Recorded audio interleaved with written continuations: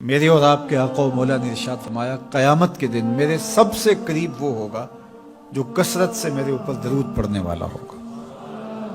تو یہ حضور کی قربت کا ضامن ہے درود، تو اس لیے اپنی اولاد کو حضور علیہ السلام پر درود پڑھنے کی ترغیب دو۔ بچپن میں ہی اپنے گھر کے اندر مجالس درود قائم کرو، روزانہ کی بنیاد پہ ہو تو بہت اچھا، نہیں تو ہر 8 دن کے بعد ایک دن ضرور متعین کر لیا جائے۔ جمعۃ المبارک کے دن کثرت کے ساتھ درود پڑھنے کی ترغیب دی گئی ہے، اور فرمایا اس دن فرشتے حاضر ہوتے ہیں۔ تو حضرت ابو درداء رضی اللہ تعالی عنہ نے عرض کی، یا رسول اللہ صلی اللہ علیہ وسلم، آپ کی حیات طیبہ میں تو ٹھیک ہے، لیکن جب آپ انتقال کر جائیں تو کیا اس کے بعد بھی یہ عمل جاری رکھا جائے؟ ابن ماجہ میں یہ روایت موجود ہے۔ تو حضور علیہ السلام نے حضرت ابو درداء سے فرمایا، ہاں میرے وصال کے بعد بھی اس عمل کو جاری رکھنا، اور ساتھ ارشاد کیا کہ ان اللہ حرم علی الارض ان تاکل اجساد الانبیاء فنبی اللہ حی یرزق، اللہ نے مٹی پر حرام کر دیا ہے کہ وہ نبیوں کے جسموں کو کھائے، نبی قبروں میں زندہ ہوتے ہیں، ان کو رزق بھی دیا جاتا ہے۔ تو کہا کہ یہ میرے بعد بھی میرے اوپر درود کے سلسلے کو جاری رکھنا۔ تو ایک مومن تو درود کے ساتھ جڑا ہوا ہے، وہ تو درود کے بغیر دن گزار ہی نہیں سکتا، الگ سے نہ بھی پڑھے تو اس کو نماز کے اندر درود پڑھنا ہی ہوتا ہے۔ درود ابراہیمی تو نماز کا حصہ بنا دیا گیا، اور اس کو کثرت کے ساتھ درود پڑھنے کی ترغیب دی گئی۔ تو درود ایک ایسا وظیفہ ہے کہ جو اپنی زندگی میں جتنا زیادہ شامل کر سکتے ہو اتنا زیادہ شامل کر لو۔ ویسے بھی درود پڑھنے سے بچوں میں تقدس پیدا ہوتا ہے، بچے پاک دامن رہیں، عفت مآب رہیں، ان کی طبع میں تقدس رہے۔ آپ چاہتے ہیں، ہر ماں باپ چاہتا ہے، اور پھر دور موجود کے اندر جو فتنے ہیں تو بہت ضروری ہے کہ ہماری اولادیں تقدس مآب رہیں، تو ان کو درود کی ترغیب دو، تو اس کا عملی نتیجہ یہی ہوگا کہ ان میں تقدس کا جوہر پیدا ہوگا، اور ان کی عصمت کی حفاظت رہے گی۔ اور درود شریف پڑھنے والے بچے اور درود شریف نہ پڑھنے والے بچے دونوں کی عادات میں فرق ہوتا ہے۔ درود پڑھنے والوں کی طبع میں رقت، لطافت، نرمی، محبت، شفقت جیسے جذبات پیدا ہوتے ہیں۔ یہ درود شریف کا عملی نتیجہ ہے۔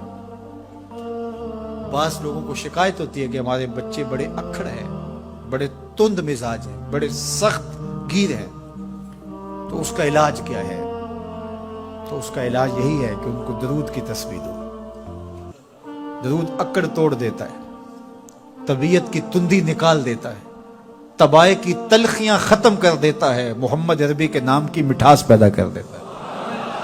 حضور کا نام شہد سے میٹھا ہے، دل آویز ہے، کھنڈ میں اتنی مٹھاس نہیں ہے، شکر اور گڑ میں اتنی مٹھاس نہیں ہے، شہد میں اتنی مٹھاس نہیں ہے، کاند اور نبات میں اتنی مٹھاس نہیں ہے جتنی نام محمد میں رکھی گئی۔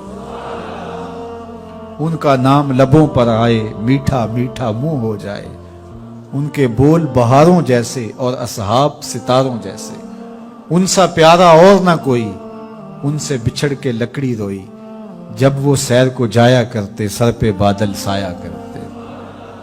میرے شہر کے ایک پنجابی شاعر ہیں، انہوں نے تو قلم ہی توڑ دیا نا، تینوں سینے دی میں ٹھنڈ آکھاں، اگر آپ کا ذوق ہو تو، تینوں سینے دی میں ٹھنڈ آکھاں، شہد گلاب تے کھنڈ آکھاں، تینوں نبیاں دا میں لاڑا آکھاں، تیرے ہجر دے وچ میں ہاڑا آکھاں۔ تو ان کا نام ہی میٹھا ہے، دل آویز ہے۔ تو درود غصہ ختم کرتا ہے، طبیعت کی تلخی اور تندی مٹا دیتا ہے، اکھڑ پن ختم کرتا ہے۔ تو آپ اگر چاہیں کہ اولاد اکھڑ ہے تو ان کو کسی طرح درود پہ لے آئیں، درود کی تسبیح ان کے ہاتھ میں دے دیں، تو ان کی طبع میں نفاست بھی آئے گی، ان کی طبع میں لطافت بھی آئے گی، ان کی طبع میں رقت بھی آئے گی، ان کی طبع میں محبت بھی آئے گی، ان کی طبع کے اندر جو ہے وہ لیاقت بھی پیدا ہوگی۔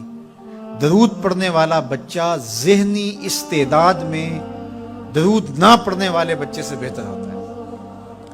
یہ بھی آپ تجربہ کر کے دیکھ لیں.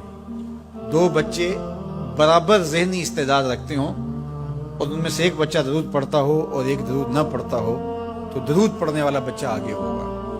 یہ درود کی برکتیں ہیں, یہ درود کی رحمتیں ہیں. تو درود کثرت سے پڑھنا اپنی اولاد کو سکھائیں گے.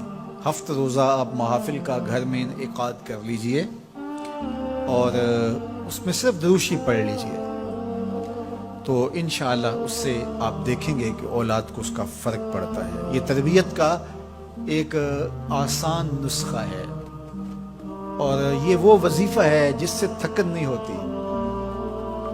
یہ وہ وظیفہ ہے جس سے طبیعت میں تلخی نہیں آتی.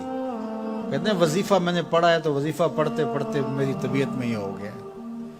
وہ بعض کہتے ہیں وظیفہ الٹ پڑ گیا ہے. بڑے وظیفے الٹ پڑھ سکتے ہیں لیکن درود الٹ نہیں پڑھتا. درود ہے ہی سیدھا, یہ الٹوں کو بھی سیدھا کر دیتا ہے. تو درود پڑھے اور یہ منہ بھی میٹھا رکھے گا, یہ دل بھی ٹھنڈا رکھے گا, یہ دنیا بھی ٹھنڈی رکھے گا اور آخرت بھی ٹھنڈی کر دے گا.